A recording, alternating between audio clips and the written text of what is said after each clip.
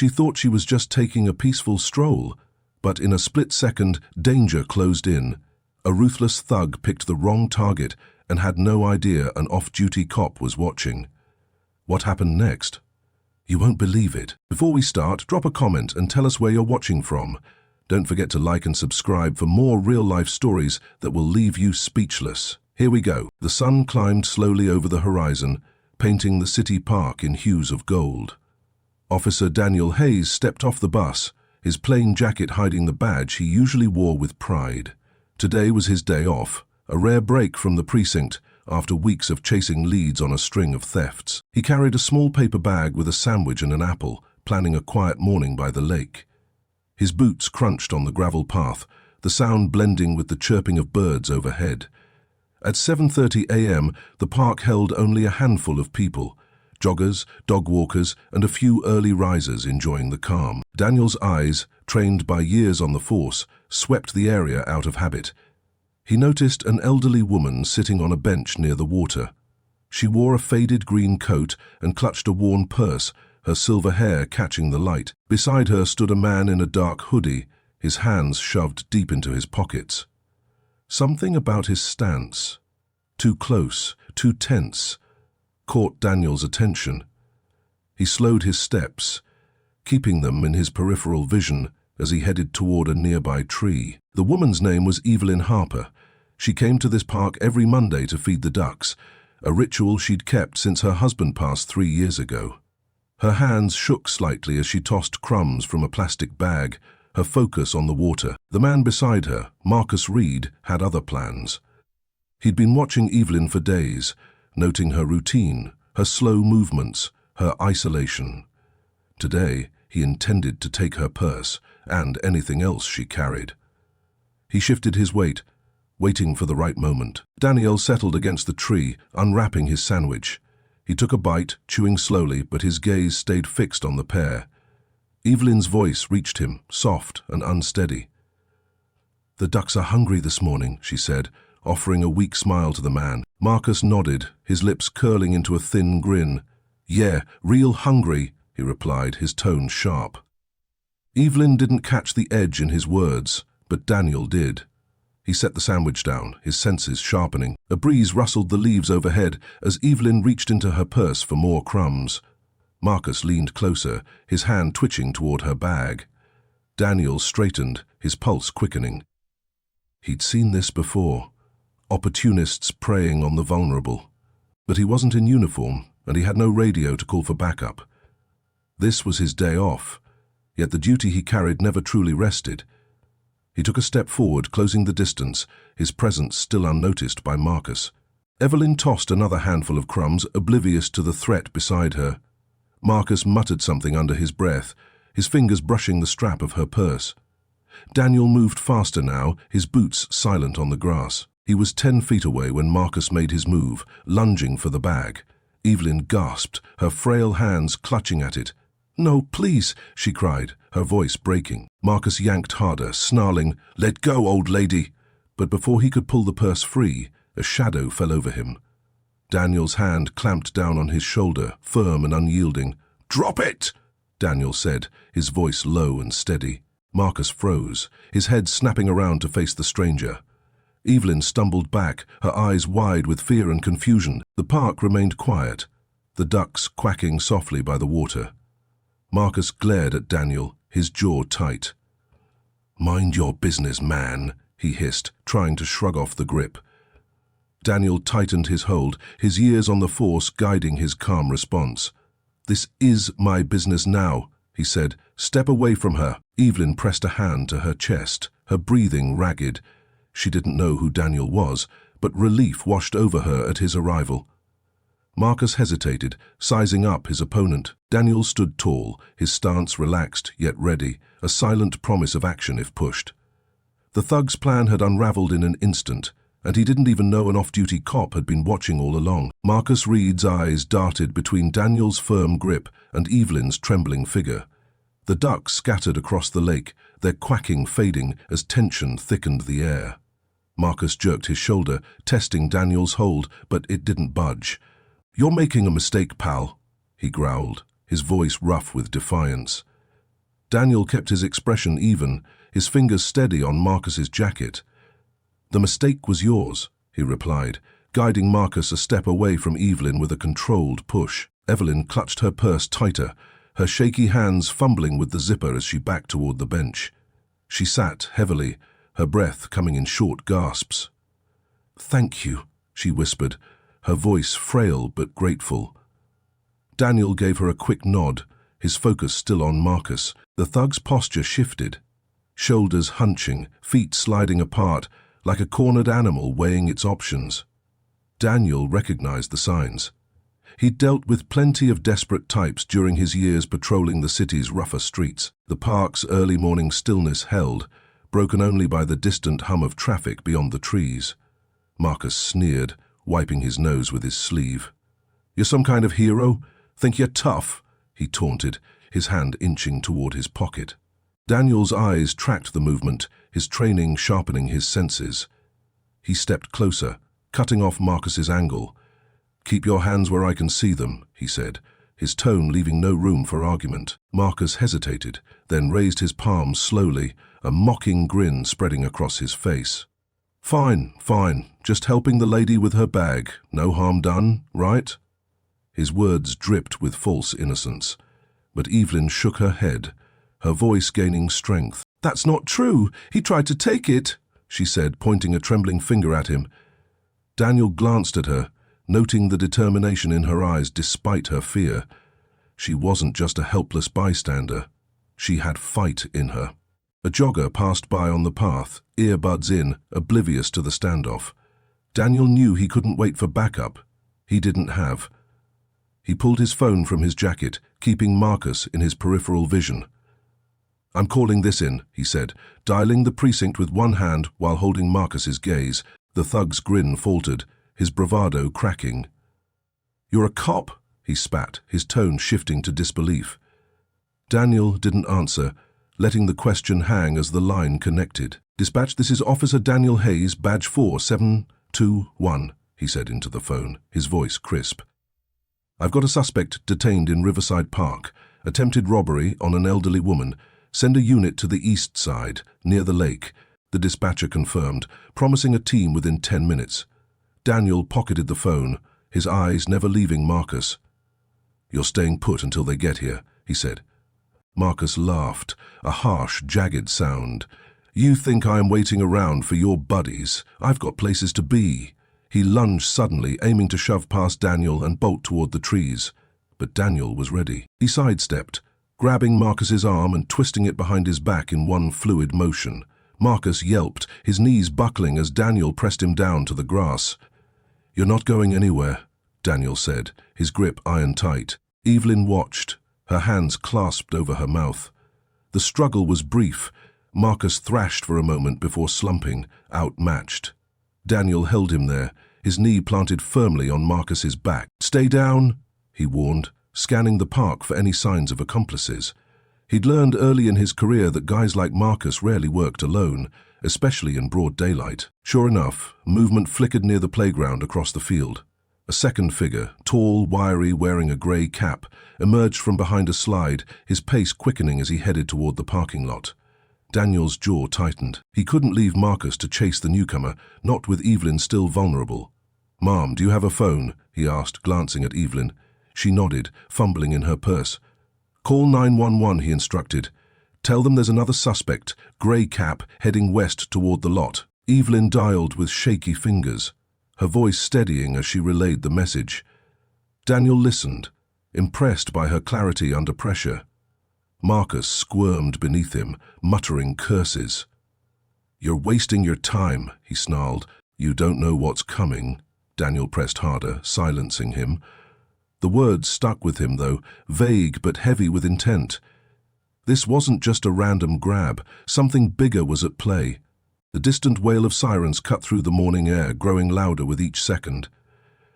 Evelyn finished her call, her eyes meeting Daniel's. "They're almost here," she said, a flicker of relief in her tone. Daniel nodded, his mind racing. Marcus's partner was slipping away, and whatever plan they'd hatched was unraveling, but not fully exposed. He'd stopped the immediate threat, but the real story was only beginning to surface. The sirens grew louder, their sharp wails slicing through the park's calm morning air. Daniel kept Marcus pinned to the grass, his knee steady on the thug's back. Marcus grunted, his face pressed into the dirt, his earlier bravado replaced by sullen silence. Evelyn stood by the bench, her phone still in hand, watching the scene with a mix of awe and unease. She'd finished her call to 9111, her voice steady despite the tremor in her fingers. The second suspect in the grey cap was long gone, vanishing toward the parking lot, but Daniel knew the net was closing. A patrol car screeched into view, tires crunching gravel as it pulled up near the lake. 2 officers jumped out, their hands resting on their holsters as they approached. Daniel recognized them. Officer Sarah Vega and Officer Tom Bryant, both seasoned from his precinct. "Hayes," Sarah called, her brow furrowing as she took in the sight of him in civilian clothes. "What's going on here?" Tom circled around, eyeing Marcus with a stern gaze. "Caught this one trying to rob her," Daniel said, nodding toward Evelyn. "There's another guy, tall, grey cap, headed west. He took off when I grabbed this one." He eased off Marcus, hauling him to his feet as Tom stepped in with handcuffs. The metal clicked shut around Marcus's wrists, and he glared at Daniel, his eyes burning with resentment. "You're done, cop," he muttered, low enough that only Daniel heard. Sarah approached Evelyn, her tone gentle. "Ma'am, are you okay? Did he hurt you?" Evelyn shook her head, smoothing her coat with shaky hands. "No, I'm fine now, thanks to him," she said, glancing at Daniel. "He came out of nowhere." Sarah scribbled notes on a pad, her pen moving fast. "We'll need a statement from you both," she said, then turned to Daniel. "Off duty and still working, huh? Captain's gonna love this." Daniel managed a small smile, brushing dirt off his jeans. "Couldn't let it slide," he said. Tom shoved Marcus toward the patrol car, the thug stumbling slightly. "Let's go, tough guy," Tom said, his voice gruff. As they loaded Marcus into the back seat, Daniel scanned the park again. The fleeing suspect gnawed at him. Marcus's words, "You don't know what's coming," echoed in his mind. This wasn't over. Evelyn sat back on the bench, her breathing steadier now. Daniel walked over, crouching beside her. "You did great with that call," he said. "Quick thinking." She looked at him, her grey eyes sharp despite her age. "I've lived alone a long time," she said. "You learn to manage." Her words carried weight, hinting at a life of resilience. Daniel nodded, sensing there was more to her story. Before he could ask, Sarah waved him over. "Radio just picked up something," she said, her expression tense. "A witness saw a guy in a grey cap ditch a bag near the parking lot. We're sending a team to check it." Daniel straightened, his pulse quickening. "What kind of bag?" he asked. Sarah shrugged. "Small, black, could be nothing, could be evidence. You sticking around for this?" Daniel glanced at Evelyn, then back at Sarah. "Yeah, I'm in," he said. The officers moved fast. Tom stayed with Marcus at the car while Sarah and Daniel headed toward the parking lot, Evelyn following at a slower pace. She insisted on coming, her purse slung over her shoulder. "I want to see this through," she said, her voice firm. Daniel didn't argue. Her determination impressed him. The trio crossed the field, the playground's empty swing swaying lightly in the breeze. At the lot, a uniformed officer waved them over to a row of parked cars. "Found it behind that truck," he said, pointing to a beat-up pickup. A black duffel bag sat on the ground, its zipper half open. Sarah pulled on gloves and knelt beside it, carefully lifting the flap. Inside were rolls of cash, a cheap burner phone, and a folded map. Daniel's eyes narrowed as Sarah unfolded the map. Red ink marked spots across the city, including this park. "Looks like a plan," Sarah said, her voice low. "These could be targets." Daniel studied the markings, his mind racing. The park wasn't a one-off hit. Marcus and his partner had bigger moves in play. Evelyn peered over Sarah's shoulder, her face paling. "That's near my house," she said, pointing to a circled spot 2 miles away. Daniel exchanged a look with Sarah.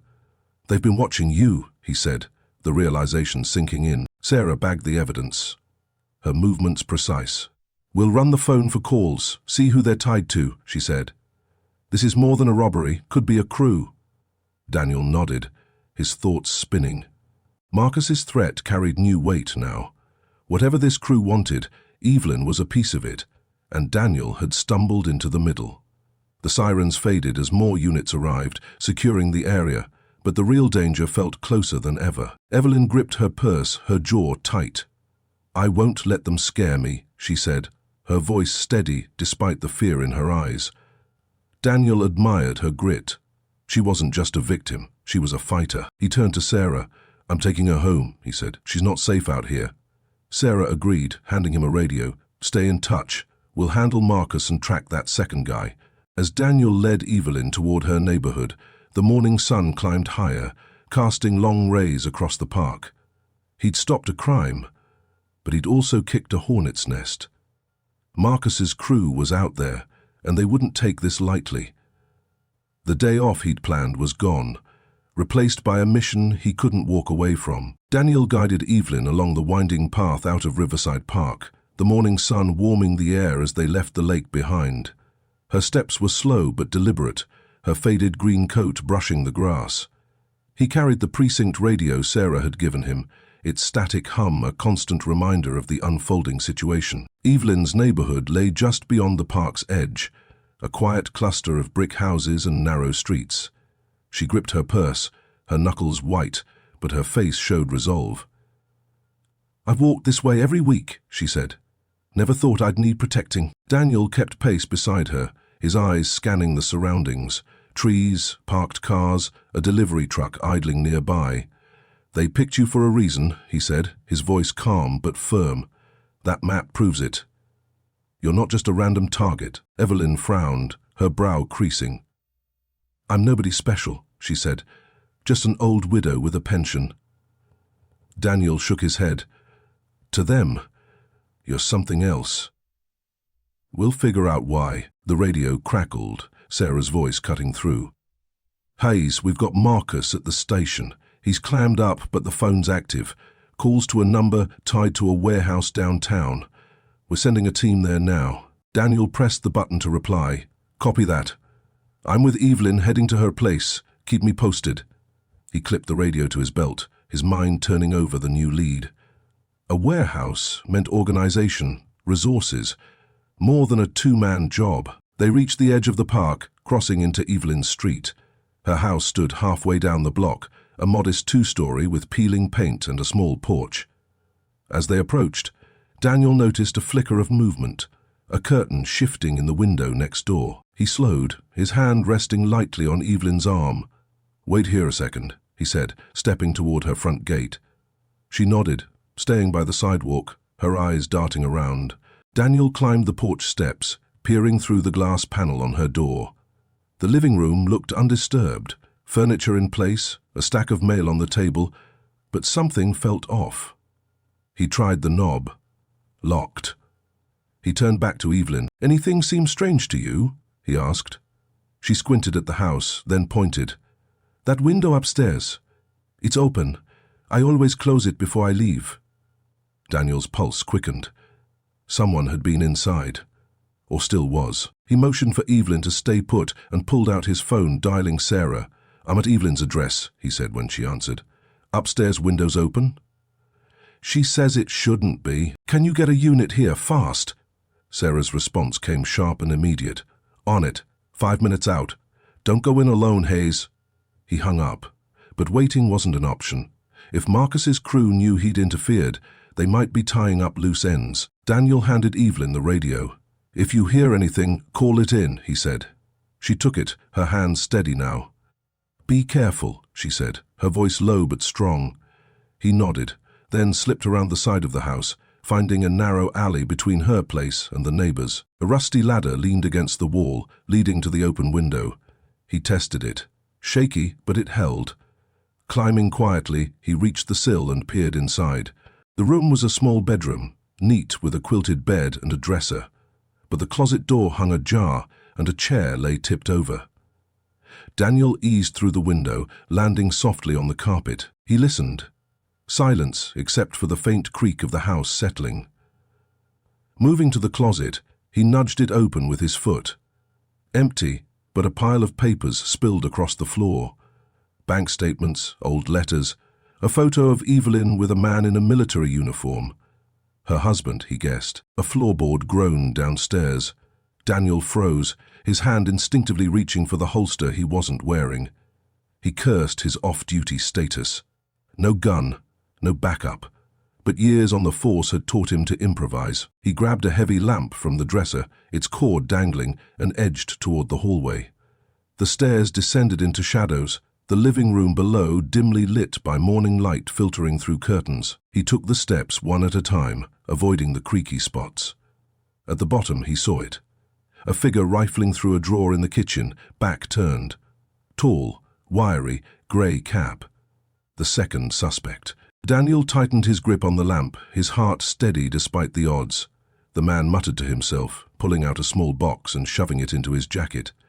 Daniel stepped forward, the floor betraying him with a loud creak. The man spun around, his face pale and unshaven, eyes wide with surprise. "Who the hell?" he started, but Daniel didn't let him finish. He swung the lamp, aiming for the shoulder. The man ducked, the blow glancing off his arm, and lunged forward, tackling Daniel into the living room. They hit the carpet hard, the lamp crashing to the floor. Daniel rolled, pinning the man beneath him, his knee pressing into the guy's chest.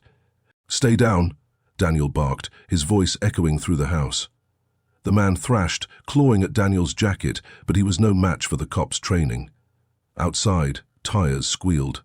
Backup arriving. The man's fight drained as footsteps pounded up the porch. Sarah burst through the door, gun drawn, Tom right behind her.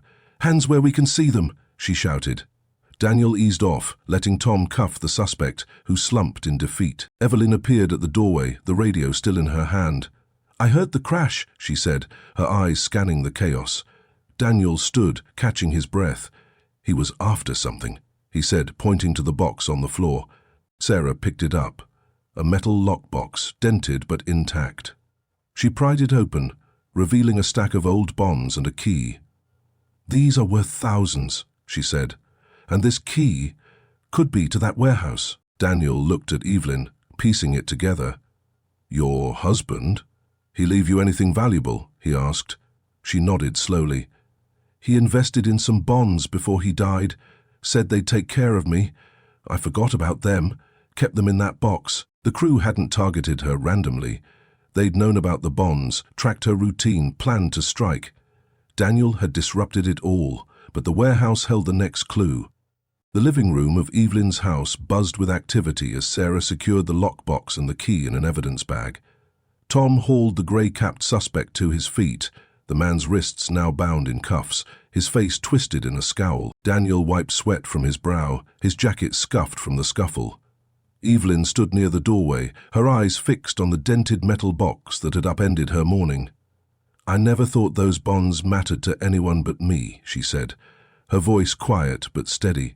Sarah glanced at Daniel, her expression serious.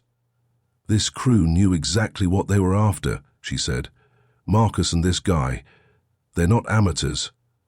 That warehouse lead is our next move." She handed the evidence bag to Tom, who nodded and headed out to the patrol car with the suspect in tow. Daniel picked up the lamp he'd dropped, setting it back on the table. "I'm coming with you," he said to Sarah. "Evelyn's safe now, but this isn't finished." Evelyn stepped forward, her hands clasped. "I want to help," she said, surprising them both. "If they've been watching me, I might know something, seen something."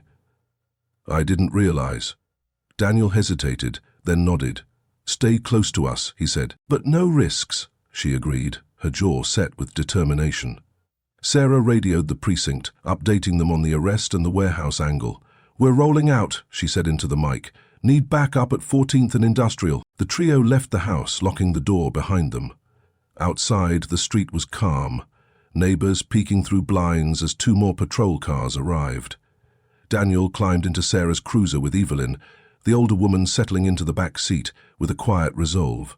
Sarah drove, her hand steady on the wheel, weaving through midday traffic toward the industrial district. The city shifted around them, tree-lined streets giving way to grey warehouses and rusted fences. Daniel studied the key from the lockbox, now in a clear plastic sleeve on the dashboard. It was small, brass, with a number etched into it, 217. "Could be a locker, a gate, something inside that warehouse," he said. Sarah nodded, her eyes on the road. If it's a stash point, we're walking into their hub. Marcus clammed up, but this guy might talk. She jerked her thumb toward the second suspect, now in the car behind them. Evelyn leaned forward, her voice cutting through the hum of the engine. "There was a man last week," she said. "Young, skinny, always near the park entrance when I left. He carried a clipboard. Thought he was selling something. Could that be him?" Daniel turned, meeting her gaze. "Grey cap?" he asked. She shook her head. "No, a ball cap, red." Sarah gripped the wheel tighter. "Another player," she said. "This crew's bigger than we thought." The warehouse loomed ahead, a squat building with chipped paint and boarded windows. 3 patrol cars pulled up alongside, officers spilling out, their vests marked with bold white letters. Sarah parked, briefing the team as they gathered near the entrance. "Suspects linked to this address," she said. "We've got a key number 217, could be a lock inside. Hayes spotted a second guy earlier, there might be more. Move sharp, stay tight." The officers nodded, fanning out to cover the perimeter. Daniel led Evelyn to the side, keeping her behind a stack of crates. "You see anything familiar, tell me," he said. She scanned the area, her eyes narrowing. "That van," she said, pointing to a rusted white vehicle parked near a loading dock. "It was by my street 2 days ago. Saw it when I took out the trash." Daniel relayed the info to Sarah over the radio. "Check the van," he said. "Could be their ride." Sarah approached the warehouse door, a heavy steel slab with a padlock. She tested the key. Number 217 didn't fit. "Not this one," she muttered, motioning for an officer with bolt cutters. The lock snapped, and the door creaked open, revealing a dim interior stacked with crates and machinery. Daniel followed, Evelyn staying close, her steps cautious but sure. Dust hung in the air, the smell of oil and metal sharp. Inside, the team spread out, flashlights cutting through the shadows. Daniel moved toward a row of lockers along the back wall, their numbers faded but visible.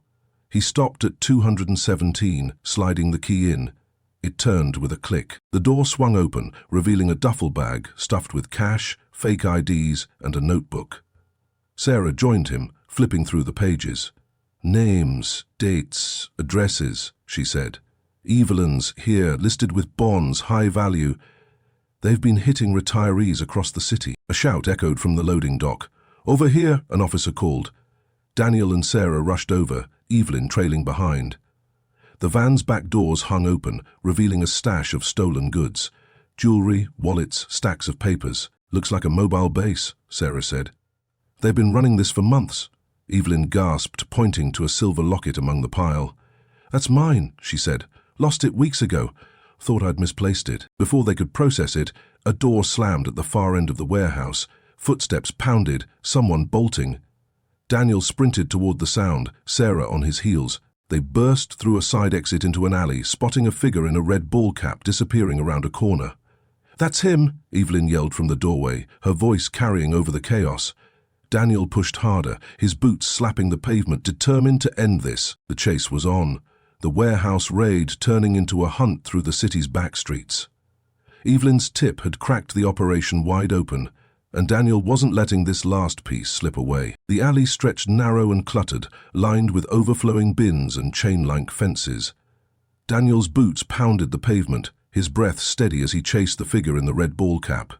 Sarah followed close behind, her flashlight beam bouncing off the walls. The man darted around a corner, his pace frantic, kicking up loose gravel. Back at the warehouse, Evelyn waited with the officers, her voice still ringing in Daniel's ears. "That's him!"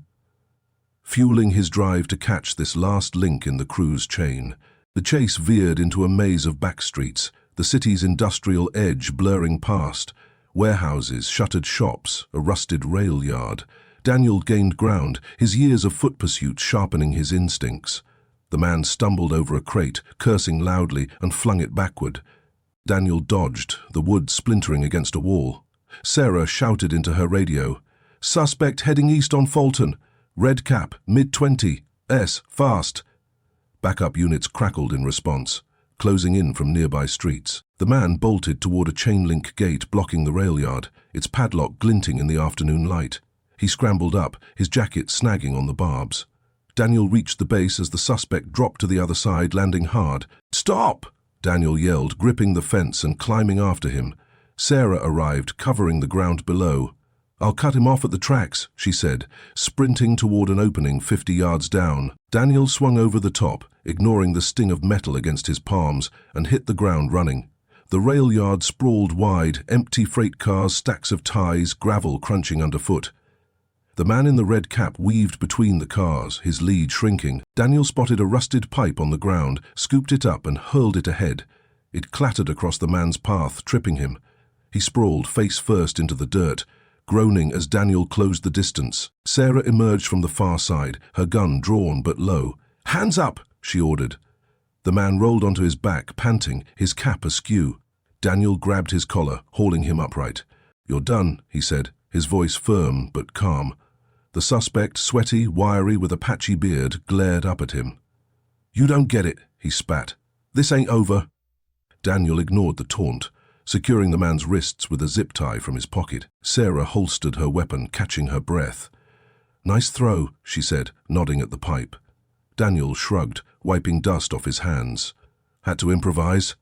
She searched the man's pockets, pulling out a burner phone and a crumpled note. "Another number," she said, holding up the phone.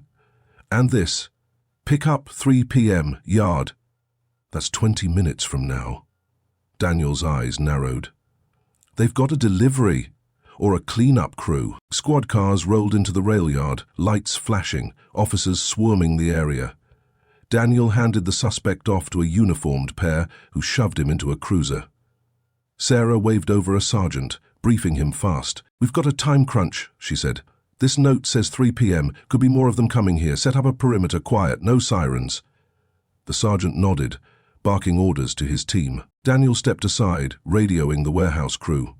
"Vega here," Sarah's voice answered. "What's your status?" He filled her in. The chase, the note, the suspect's words. "He's hinting at something bigger," Daniel said. "Evelyn's tip about the van ties in. This yard might be their drop point." Sarah paused, then replied, "We're still processing the stash. That notebook lists 6 more targets. Retirees, all with assets like Evelyn's. You think they're moving now?" Daniel glanced at his watch. 2:41 p.m. "Yeah," he said. "We're cutting it close." Back at the warehouse, Evelyn sat with an officer near the van, her hands folded in her lap. She'd watched the raid unfold, her locket now in an evidence bag beside her. The officer updated her as Daniel's voice came through the radio. "They caught the man in the red cap," he said. Evelyn nodded, relief mixing with unease. "Good," she said. "But if they've got more coming, what happens next?" The officer shrugged. "Hayes and Vega are on it. They'll figure it out." In the rail yard, Daniel and Sarah crouched behind a freight car, the suspect's note in hand. Officers positioned themselves along the tracks, blending into the shadows. The air grew still, the hum of distant traffic fading. At 2:58 p.m., a black SUV rolled into view, tires crunching gravel as it stopped near a stack of crates. 2 men climbed out, burly, one with a shaved head, the other in a leather jacket, carrying duffels. Daniel tensed, his hand on the radio. "They're here," he whispered to Sarah. The men scanned the yard, oblivious to the trap. Shaved Head pulled out a phone, dialing fast. "Where's Ricky?" he growled into it. "Supposed to be here." Daniel exchanged a look with Sarah. Ricky had to be the red cap guy. She signaled the team, her voice low over the comms. "On my mark, we move." The men opened the SUV's trunk, revealing more bags, cash, gear, maybe worse. Daniel's gut tightened. This wasn't just theft. It was a machine grinding through lives like Evelyn's. Sarah counted down. 3, 2, 1. Officers surged forward, shouts splitting the air. "Police! Hands up!" The men froze, then bolted, dropping their bags. Daniel tackled Shaved Head, slamming him into the gravel, while Sarah and another officer pinned Leatherjacket against the SUV. The fight was quick. Fists swung, cuffs clicked, and the yard fell silent again. Daniel stood, dusting off his jacket, as the team secured the scene. Sarah rifled through the dropped bags, her face grim. "Fake IDs, burner phones, and a list. More names," she said. This crew's been running deep. Daniel looked toward the city skyline, the weight of it sinking in. Evelyn's bonds had been the tip of an iceberg, and he'd just smashed through its core. The rail yard settled into a tense calm as officers hauled the two new suspects, shaved head and leather jacket, into waiting cruisers. Their duffel bags lay scattered on the gravel, contents spilling out under the late afternoon sun. Daniel stood by the SUV, his chest heaving from the takedown, while Sarah examined the list she'd found. Rows of names, addresses, and dollar amounts scribbled in hasty ink. "This is a gold mine," she said, her voice sharp with focus. "Dozens of targets, all seniors like Evelyn. We've hit their nerve center." Daniel wiped his hands on his jeans, the adrenaline still humming through him. "They're not stopping," he said, nodding at the arrested men. "That guy in the red cap, Ricky, said it ain't over. They've got more out there." Sarah folded the list, tucking it into her vest. "Then we take this to the station, crack it wide open. You're in deep now, Hayes. Captain'll want you on this." Daniel nodded, his off-duty day long forgotten. Back at the warehouse, Evelyn waited near the van, the officer beside her jotting notes. The radio crackled with updates. Sarah's voice confirming the rail yard bust. Evelyn clutched her coat, her silver hair catching the light as she listened. "So they got more of them?" she asked the officer. He nodded. "2 at the yard, plus the stuff they were carrying. Your friend Hayes is tearing this thing apart." Evelyn managed a small smile, pride mixing with worry. "He's a good man," she said. The scene shifted fast. Daniel and Sarah drove back to the precinct, Evelyn riding along, her presence requested for a full debrief.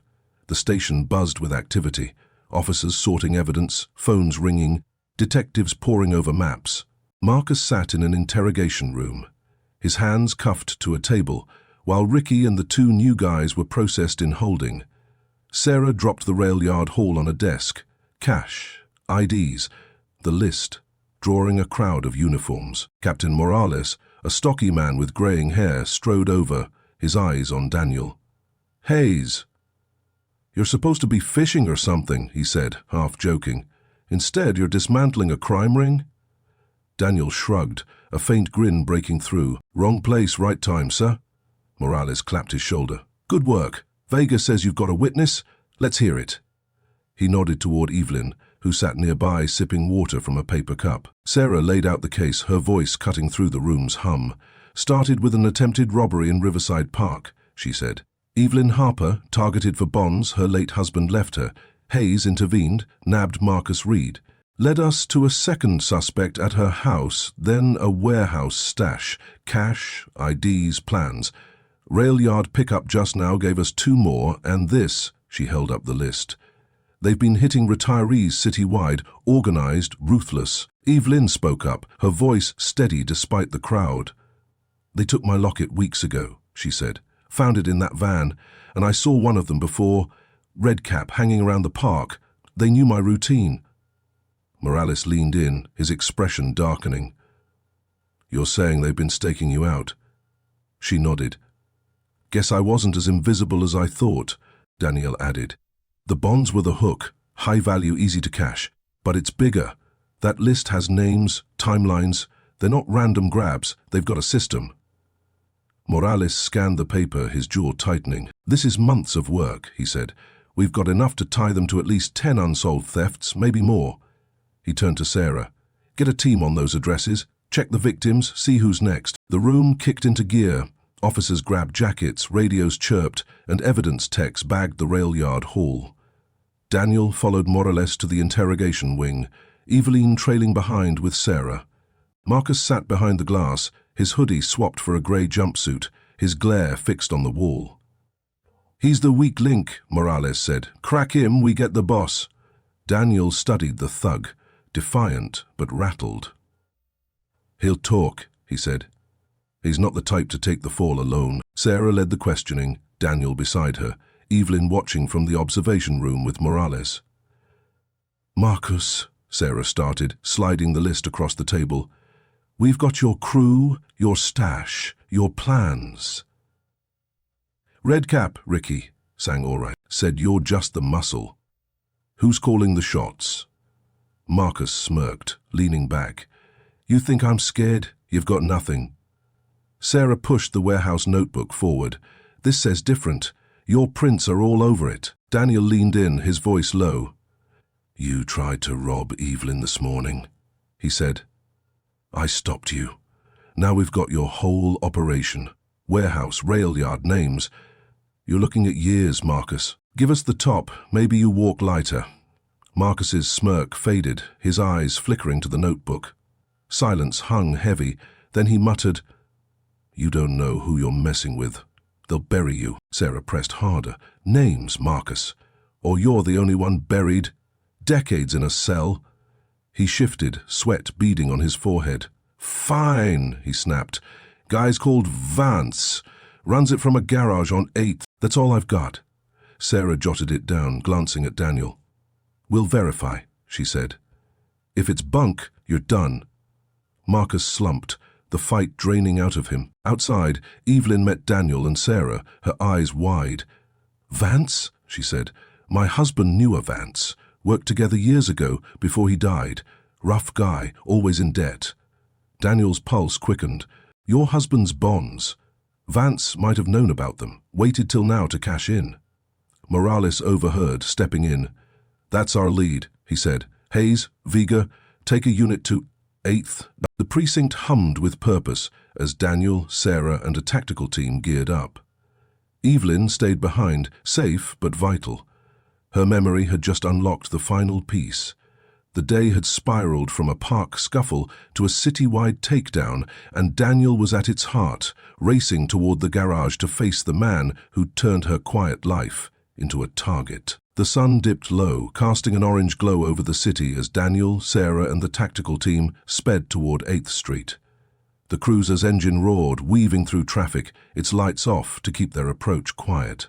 Sarah gripped the wheel, her jaw set, while Daniel checked the radio clipped to his vest. Behind them, 2 more units followed, officers briefed and ready. Evelyn's words, her husband's link to Vance, echoed in Daniel's mind, tying this garage raid to the morning's chaos in the park. Vance knows we're onto him, Sarah said, her voice cutting through the hum of the road. Marcus gave him up too easy, might have tipped him off already. Daniel nodded, his fingers tapping the armrest. If he's smart, he's clearing out. If he's bold, he's waiting. The garage loomed ahead, a squat concrete building with a faded sign reading Vance Auto, its roll-up door half open, light spilling onto the cracked pavement. They parked a block away, piling out with the team. Daniel led the way, his plain jacket swapped for a vest marked Police, the weight of it familiar from countless raids. Sarah flanked him, her hand on her holster, while 6 officers split off to cover the back and sides. The air smelled of gasoline and dust, the street eerily silent except for a dog barking in the distance. Daniel signaled a halt near the corner, peering at the garage. A shadow moved inside. Tall, broad-shouldered, pacing near a workbench. Tools clattered, followed by the thud of something heavy dropping. He's there, Daniel whispered into his comms. Sarah radioed the team. Subject inside, front room, on my go, we move, front and rear entry. The officers confirmed, their voices low over the comms. Daniel crouched, inching closer. His eyes locked on the figure. Vance, he assumed, the man behind it all. The team surged forward, silent and swift. Daniel hit the roll-up door first, ducking under as Sarah followed. Police! Hands up! He shouted, his voice booming through the space. Vance spun around, a wrench in one hand, his face weathered and lined. Older than Daniel expected, with a grey buzz cut and a scar above his eye. Shelves lined the walls, stacked with car parts, but a table in the corner held duffels. More cash, papers, a laptop. Vance dropped the wrench, raising his hand slowly, his lips curling into a sneer. Took you long enough, he said, his voice gravelly. Guess Marcus couldn't keep his mouth shut. Sarah circled around, her gun steady. On your knees, she ordered. Vance complied, but his eyes stayed on Daniel, sharp and calculating. You're the park guy, huh? Messed up my whole day. Daniel ignored the jab, scanning the room. Shut it down, Vance. We've got your crew, your lists, your stash. Officers stormed in from the back, securing the exits. their boots echoing on the concrete. Vance chuckled, a dry, bitter sound. "You think this is it? I'm just the middleman." Sarah grabbed his wrists, cuffing him tight. "Then you'll tell us who's above you," she said, pulling him up. The team swept the garage, tearing into the duffels. One officer held up a ledger, columns of dates, payouts, names. "This matches the warehouse notebook," he said. "But there's a code here, HQ, next to some entries." Daniel frowned, stepping closer. "Headquarters?" he asked. Vance smirked, silent now, his defiance a wall. Sarah bagged the laptop. "Tech can crack it," she said. "He's not talking, but this will—" Outside, the cruisers lit up the street, officers loading evidence into trunks. Daniel walked Vance to a car, the man's weight shifting with each step. "Evelyn Harper," Daniel said, his voice low. "You knew her husband. Used that to target her." Vance's smirk faded, his eyes narrowing. "Old Tommy Harper," he muttered. "Owed me. Those bonds were my cut. Took years to track her down." Daniel shoved him into the back seat, slamming the door. Sarah joined him, the ledger in hand. "He's not lying about a middleman," she said. "This goes higher. Someone's funding him, calling shots." Daniel nodded, the scope widening. "Evelyn's safe, but others aren't. We've got to find HQ." The precinct team rolled out, Vance in custody, the garage sealed off. Back at the station, Evelyn waited in a break room, a blanket over her shoulders, her face etched with exhaustion. Captain Morales met Daniel and Sarah as they arrived, his expression grim but approving. "Clean takedown," he said. "Vance is a big fish, but that code, HQ, means we're not done. Tech's on the laptop now." Evelyn approached, overhearing. "Tommy never mentioned debts," she said, her voice shaky. "Vance must have twisted it." Daniel rested a hand on her shoulder. "He won't hurt you again," he said. "We're ending this." The station hummed late into the evening, officers tracing the ledger's leads. Daniel sat with Sarah, poring over maps. 8th Street, the warehouse, the rail yard. All pieces of a puzzle pointing somewhere bigger. A tech rushed in, holding a printout. "Laptop's got emails," he said. "Coded, but one mentions HQ. Old Mill, North Side. Last message sent an hour ago. Move everything." Morales grabbed his radio. "That's our spot," he said. "Hayes, Vega, gear up." Evelyn watched them go, her hands clasped. "Be careful," she said, her voice firm despite the strain. Daniel nodded, the day's weight settling on him. Park to precinct to garage, now a mill.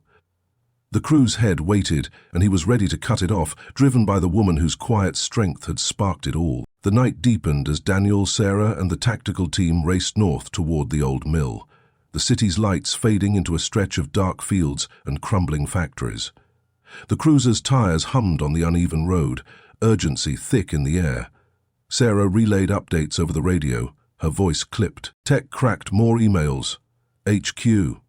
Moving assets tonight. Cash, records, maybe people. We're hitting them mid-flight. Daniel adjusted his vest, the weight of the day pressing on his shoulders but sharpening his focus. The mill loomed ahead, a sprawling relic of brick and steel, its smokestacks jagged against the sky. Rusted gates sagged open, tire tracks fresh in the mud. Daniel spotted 2 vans parked near a loading bay, their engines running, exhaust curling into the cold. "They're here," he said, pointing. Sarah killed the headlights, pulling off the road 100 yards out. The team piled out, weapons ready, breath fogging in the chill. "Front and flanks," she ordered. "No noise till we're inside." Daniel took point, leading half the officers toward the main entrance. A heavy wooden door hanging off its hinges. Sarah circled with the rest, aiming for a side breach. The mill's walls echoed with distant thuds, crates shifting, voices barking orders. Daniel peered through a cracked window, spotting figures hauling boxes toward the vans. One stood out, tall, lean, in a long coat, directing the others with sharp gestures. "That's our head," Daniel whispered into his comms. Long coat center of the room. The team moved in sync, Daniel easing the door open, its creak swallowed by the mill's hum. Inside, the air stank of damp wood and oil, the floor littered with debris. 5 men worked fast, loading cash-stuffed bags, shredding papers in a portable machine, their pace frantic. Longcoat barked, "Hurry it up! Vance is down, we're next." Daniel signaled his group and they fanned out behind rusted machinery, closing the gap. Sarah's voice crackled through the earpiece. "In position, side door, ready when you are." Daniel counted down silently, then surged forward. "Police, freeze!" he shouted, his command slicing through the chaos. The room erupted. 2 men dropped their bags, hands raised, while 2 others bolted for the vans. Longcoat spun, pulling a gun from his coat, his face shadowed but fierce. Daniel dove behind a steel beam as a shot rang out, the bullet pinging off metal. Sarah's team burst through the side, cutting off the runners. "Drop it!" she yelled, her gun trained on Longcoat. Officers tackled the fleeing pair, pinning them to the floor, their shouts drowned by the mill's echoes. Longcoat fired again, the round whizzing past Sarah, who returned fire, 2 precise shots hitting his leg. He crumpled, the guns skittering across the concrete. Daniel rushed forward, kicking the weapon away and cuffing Longcoat's wrists. "You're done," he said, his voice steady despite the ringing in his ears. The man groaned, blood pooling under his knee, his defiance fading. Sarah secured the vans, officers swarming the scene. Bags seized, papers salvaged, the shredder silenced. "Clear," an officer called from the back, dragging out a 6th man who'd hidden behind crates. The team worked fast, hauling the suspects outside as backup rolled in, lights flashing, radios buzzing. Sarah pulled a wallet from Longcoat's pocket, flipping it open. "Leonard Tate," she read. "No priors, but this ties him to Vance, same burner number." Daniel nodded, catching his breath. "He's the brain, Vance was the muscle." Tate glared up, his voice raspy. "You're too late. Half's already gone. Offshore accounts. Untouchable." Sarah bagged the wallet, unfazed. "We'll see about that. Your laptop's singing at the station." Daniel scanned the loot. Cash, ledgers, a hard drive, more than enough to trace Tate's claims. Back at the precinct, Evelyn sat with Morales, her hands wrapped around a coffee mug, the night's toll etched on her face. The radio updated her. "Mills down, 5 in custody, 1 wounded. Hazen Vega cleaned it out." She exhaled, relief washing over her. "They got him?" she asked Morales. He nodded, his stern face softening. "Tate ran the whole thing. Your bond started this, but it ends with him." Evelyn set the mug down, her voice firm. "Tommy'd be proud. Someone stood up for us." Morales agreed, radioing the mill team. "Bring it in. Full sweep. We've got a witness to thank." At the mill, Daniel and Sarah oversaw the loadout. Vans impounded, suspects cuffed in cruisers, evidence boxed. Tate sat in an ambulance, leg bandaged, his empire collapsing around him. An officer handed Daniel a singed photo from a shredded pile. Evelyn and her husband, younger, smiling. "Found it in the mess," he said. Daniel tucked it away, a piece of her past reclaimed. The team rolled back to the station, the mill fading into the dark. Daniel leaned against the cruiser's window, the city quiet now, its pulse slowing. Sarah drove, her voice breaking the silence. "You think Tate's bluffing? About the money being gone?" Daniel shrugged. "Maybe. But we've got enough to chase it. Banks, accounts, whatever's left." She nodded. "Good. Evelyn deserves that much." The precinct glowed ahead, a beacon in the night. Evelyn waited inside, her strength a quiet anchor through the storm Daniel had weathered. From park to mill, a single day stretching into a crusade. Tate's crew was broken, but the fight lingered, threads of cash and name still loose, pulling him forward. The precinct doors swung open as Daniel and Sarah led the mill team inside, the night's chill clinging to their vests. Officers hauled in Tate and his crew, 5 cuffed men, faces grim, while techs carried boxes of evidence, cash, ledgers, the hard drive. The station buzzed with late-hour energy, desks piled with papers, screens flickering with data. Evelyn stood near Morales, the photo of her and Tommy in her hands, her eyes tracking Daniel as he approached. "You got him," she said, her voice steady but soft. Daniel nodded, handing her the singed picture. "Found this in the shredder," he said. "Thought you'd want it back." She took it, her fingers tracing the edges, a faint smile breaking through. "Thank you. For all of it. Morales stepped up, his radio crackling with updates. Tate's in holding, he said. Tech's tearing into that drive now. If he's got money offshore, we'll find it. Evelyn's gaze hardened. He doesn't deserve a dime of Tommy's work. Sarah joined them, the Mills ledger in hand. We've got names, victims, contacts, banks, she said. Tate wasn't bluffing about moving assets, but he's sloppy, left trails. Morales pointed to a map on the wall, red pins marking the crew's hits. 10 confirmed thefts tied to this, he said. Could be dozens more. Hayes, Vega, you're on point for the follow-up. Rest, then dig in tomorrow. Daniel rubbed his neck, the day's toll settling in. Park, house, warehouse, mill, now this. I'm good to keep going, he said, his voice firm. Sarah agreed, flipping through the ledger. First light we hit those banks. Freeze what's left. Evelyn spoke up, her tone sharp. Check the east side. Tommy Bank there. Might be where Vance started. Morales jotted it down. Solid lead, he said. We'll run it. The team dispersed. Officers logging evidence, Tate's crew processed into cells.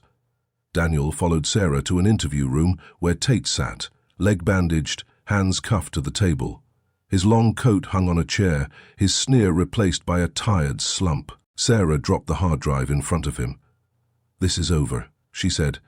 Your accounts, your contacts, we're pulling it all. Tate stared at the device, silent, then muttered, You'll never get it all. Too many hands. Daniel leaned forward, his eyes locked on Tate's. You targeted Evelyn because of Tommy, he said. Knew he had bonds, waited years to cash in. Who else was in on it? Tate's lip twitched, but he stayed quiet. Sarah pressed, We've got your emails. HQ. To Vance, to Ricky, to you. Give us the hands, or you sink alone. Tate shifted, his voice low. Guy named Kessler. Big money, out of state. That's your top. Good luck finding him. Morales watched from the glass, radioing the name to Tex. Kessler, run it, deep dive, he said. Daniel stepped back, the puzzle expanding. Kessler offshore cash, a network beyond the city. Sarah bagged the drive, her focus unwavering. We'll track him, she said. Tate's just the middle. They all roll eventually. The interrogation wrapped fast. Tate hauled off, his threats hollow now. Back in the main room, Evelyn sat with Morales, the precinct's hum a backdrop to her quiet strength. Kessler, she said, overhearing. Tommy mentioned him once. Shady, always pushing deals, never liked him. Daniel sat beside her, the photo between them. We'll get him, he said. You started this, your fight's ours now. She nodded, her hands steady. I just wanted to feed the ducks, she said, a wry edge to her words. The clock hit 2 a.m., the station slowing as night crews took over. Morales sent Daniel and Sarah home. Sleep, he ordered. Banks at dawn, Kessler's next. Outside, the city slept, streetlights casting pools of yellow. Daniel drove Evelyn back, her house dark but safe now. She climbed out, pausing at the curb. Come by tomorrow, she said. I owe you coffee, real stuff, not precinct swill. He smiled, the first break in hours. Deal. At home, Daniel crashed on his couch, boots still on, the day replaying. Marcus in the park, the rail yard, Tate's fall. His phone buzzed. Sarah texting. East Bank first, 8 a.m. Kessler's hours. He closed his eyes, purpose fueling him past exhaustion. The crew was down, but Kessler loomed, a shadow bigger than Tate. Evelyn's bonds had sparked a fire, and Daniel was burning it to the ground. Morning broke, grey and cold. Daniel met Sarah at the East Side Bank, a brick building with tall windows. They flashed badges, the manager ushering them to a back office. Accounts linked to Tate, Sarah said, handing over the ledger's data. The manager typed fast, his screen lighting up. 3 transfers, yesterday, offshore Cayman, he said, but one still pending, the frozen $200,000. Daniel's jaw tightened. Freeze it, he said. Now. The manager complied, fingers flying, the screen flashing confirmation. Sarah radioed Morales. Got a lock. The frozen $200,000. Tate's last grab. Kessler's next move's dead. Daniel stepped outside, the air sharp, the city waking around him.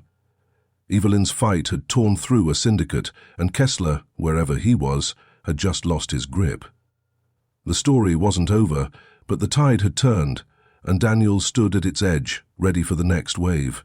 The morning air bit at Daniel's face as he stepped out of the East Side Bank, the frozen $200,000, a hard-won victory pulsing in his mind.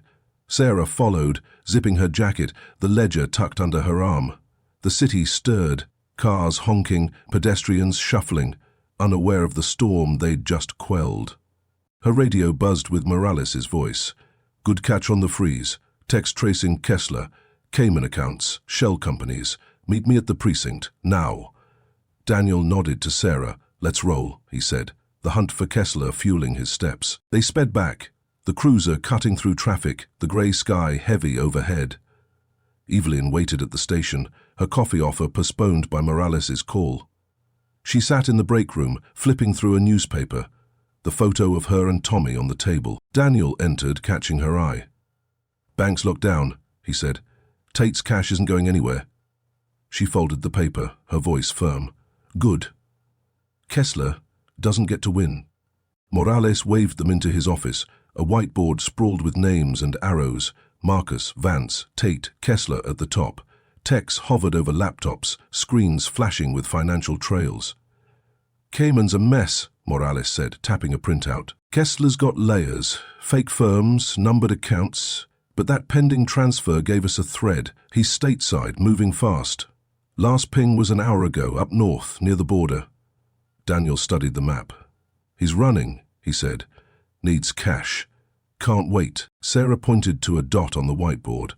This shell, K-Line Holdings, owns a property up there, old airstrip. If he's bolting, that's his exit. Morales nodded, his eyes sharp. We've got a window. Small plane, short runway. He's not gone yet. He grabbed his phone, dialing state police. Need air support, troopers. Block that strip. Daniel felt the clock ticking, Kessler slipping through the cracks of a crumbling empire. The team mobilized. Daniel, Sarah, and a strike unit piling into SUVs, sirens silent but lights flashing. Evelyn insisted on riding along, her purse clutched tight. I've seen this through, she said, climbing in. Kessler knew, Tommy, I'm finishing it. Morales didn't argue, waving them off. The drive north stretched long, highways giving way to pine-lined roads, the airstrip 40 miles out. Daniel checked his watch. 10:15 a.m.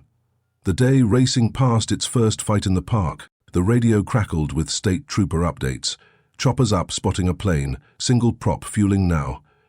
Sarah floored it, the SUV jolting over bumps.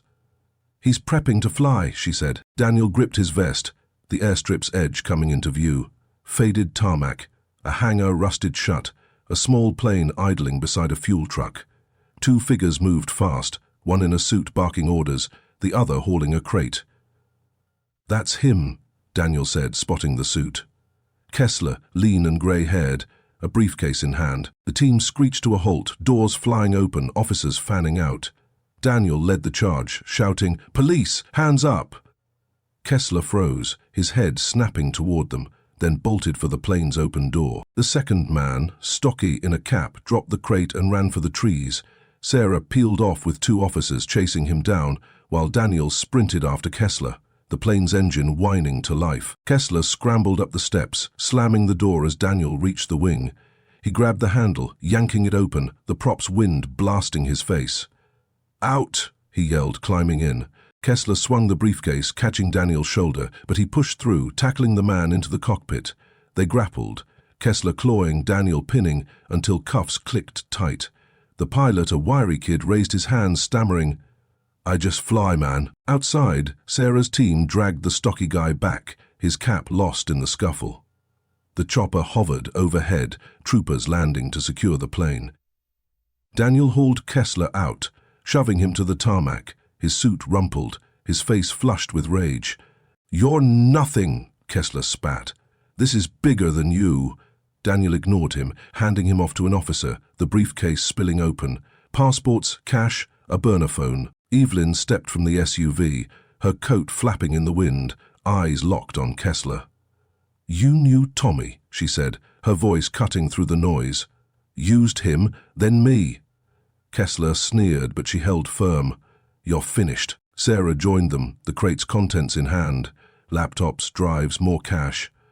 "This seals it," she said. "His whole network's here. Names, dates, transfers." Troopers swarmed the scene. The plane grounded, the fuel truck towed. Morales arrived, stepping from a second chopper, his boots crunching gravel. "Kessler," he said, eyeing the man. "Big fish, small pond now. Good work, Hayes, Vega." Daniel nodded, catching his breath, the airstrip a battlefield won. Sarah bagged the evidence, her voice steady. "Tekel ripped this apart.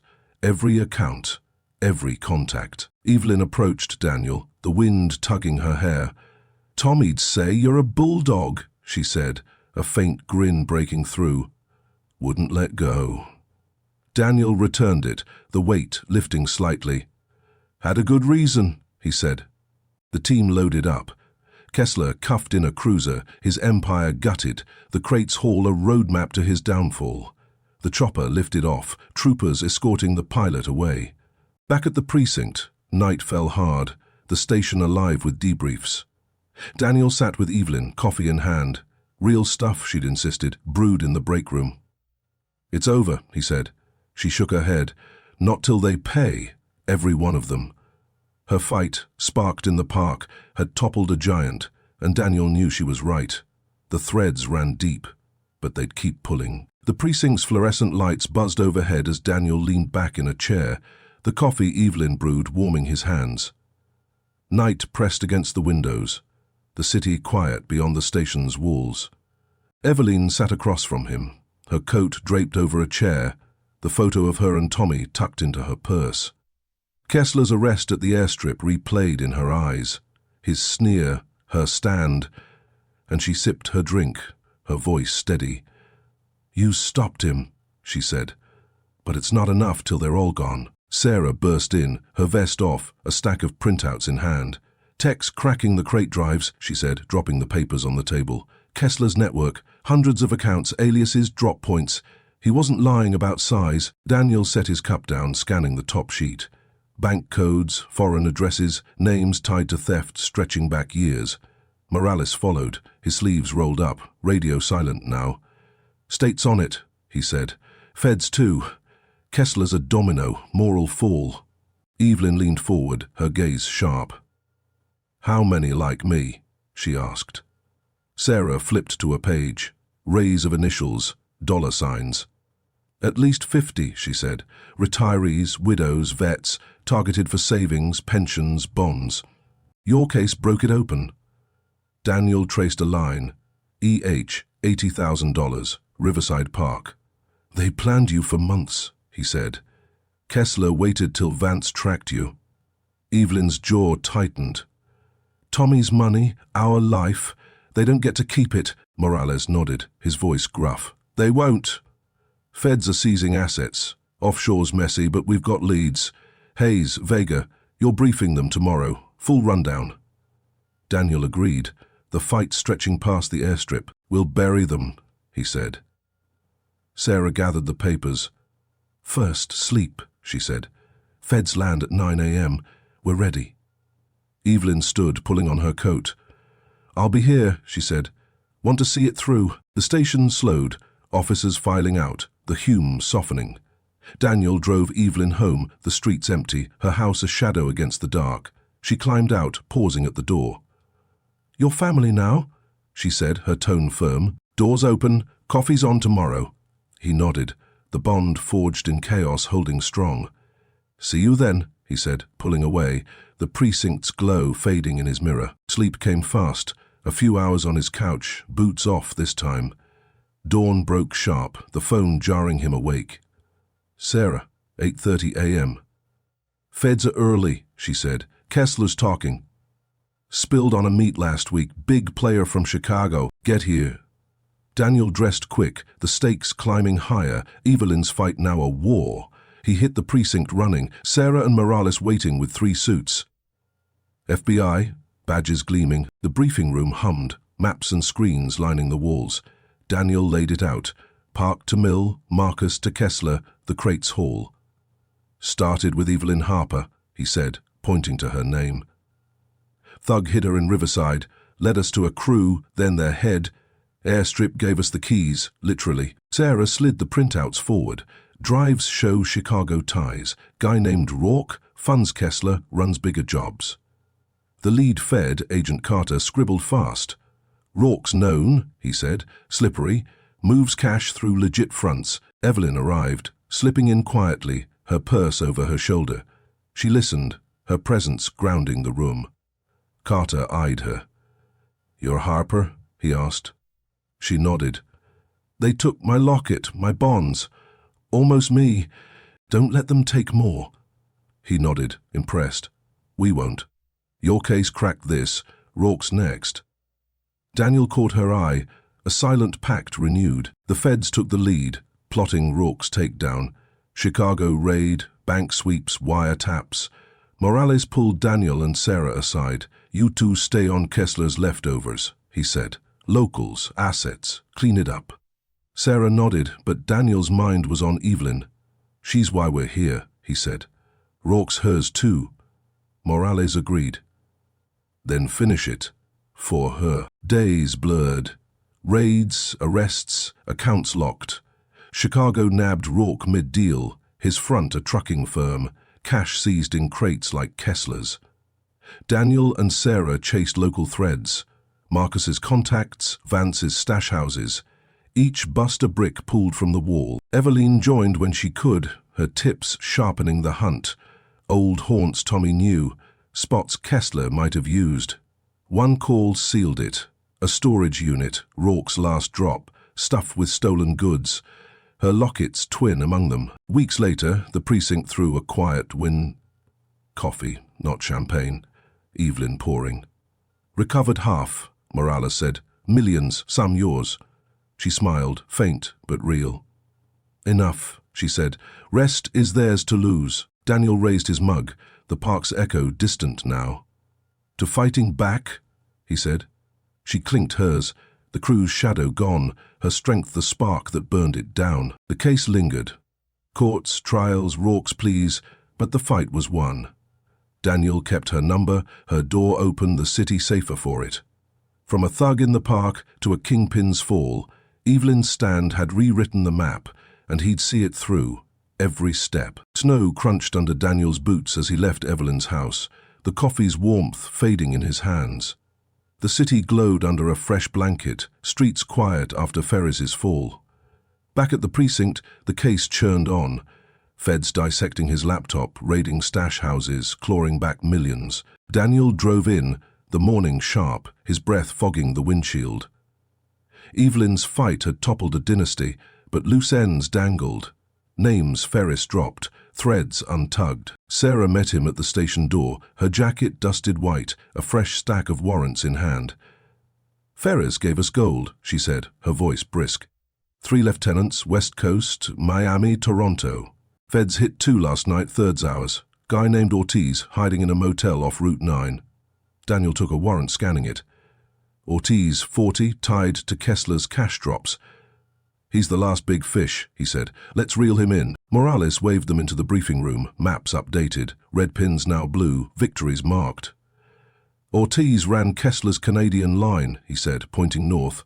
"Ferris says he's got a safe. Codes contacts, the last of Rourke's cut. States locking Route 9, we move now." Evelyn slipped in, her coat still on, snow melting on her shoulders.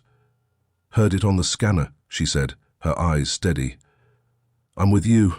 Tommy'd want it done." The team rolled out. 3 SUVs, lights off, cutting through the storm. Daniel drove, Sarah shotgun, Evelyn in back, her purse a constant companion. Route 9 stretched bleak. Gas stations, pines, a motel flickering neon. Starlight, snow piled high, tire tracks fresh to a back unit. "That's him," Daniel said, spotting a shadowed figure at a window, curtain yanked shut. Sarah radioed the team. "Unit 12. Block exits. Tight net." They parked 50 yards out, boots silent in the snow, wind howling cover. Daniel led, his vest snug, gun low, the motel's cracked siding looming. Sarah flanked right, 2 officers left, a 3rd squad circling behind. The window glowed. Ortiz's shadow pacing, phone to ear, voice muffled. Daniel reached the door, wood warped, lock flimsy. He signaled Sarah, 3, 2, 1, then kicked it in, splinters flying. "Police! Hands up!" Daniel shouted, storming in. Ortiz spun, phone dropping, a pistol in his grip. He fired wild, the shot punching the wall, plaster dusting the air. Daniel dove, tackling Ortiz into a rickety bed, the frame cracking. Sarah rushed in, wrenching the gun free, cuffs snapping tight. "Stay down," she barked, hauling him up, his face red, cursing in Spanish. Officers flooded the room, small, stale, bags packed. Evelyn waited at the SUV, radio buzzing. "Morales, suspect down, safe's here." Daniel tore into a closet, finding it steel bolted, a keypad blinking red. Ortiz glared, snow melting on his jacket. "You'll never open it," he spat. Sarah grabbed his collar. "Code, now, or you're buried deeper than Rourke." He sneered, then muttered, 9 Mark 3.7. Daniel punched it in. Click. The door swung wide. Cash stacks, drives, a ledger thicker than Kessler's. Sarah bagged it, her voice sharp. "This is the motherlode. Toronto drops, Miami hauls, every move since Vance." Daniel flipped the ledger. Evelyn's initials again. Tommy's bonds, a spark that lit the chain. Officers cleared the room. Laptop, burner phones, a plane ticket to Mexico, dated tomorrow. "He was bolting," Daniel said, handing the ticket to Sarah. "Missed his flight." The team hauled Ortiz out, snow swirling, his fight gone. Evelyn stepped from the SUV, her eyes on the safe's hall. "That's it?" she asked, wind tugging her hair. Daniel nodded, showing her the ledger. "Your bonds started this. Ends with him." She traced Tommy's name, faint on a page. "Worth it," she said, her voice cutting the storm.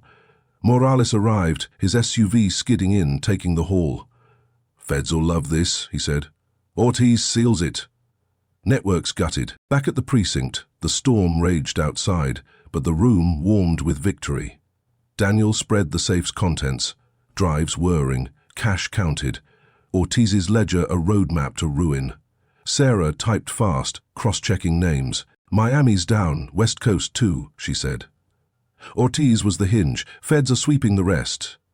Evelyn poured coffee, her hands steady, the photo of Tommy on the table now. Morales clapped Daniel's shoulder. "From a park grab to this," he said. "You and Harper rewrote the book."